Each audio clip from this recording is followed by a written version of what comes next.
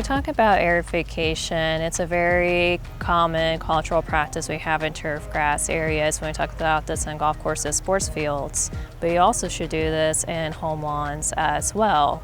So when we talk about aeration, the first thing we think about is timing. So when we talk about this in end of August, if you have a cool season grass like Kentucky bluegrass, prairie ryegrass, tall fescue areas, you can do aeration during the late summer, early fall.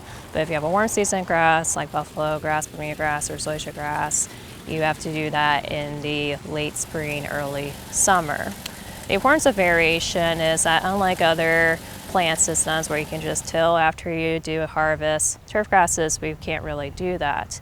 Aeration helps brings in more oxygen and more nutrients and also lessen the compaction in areas from traffic and Mother Nature itself. You also can look at this as well to help with your growth of your turfgrass areas.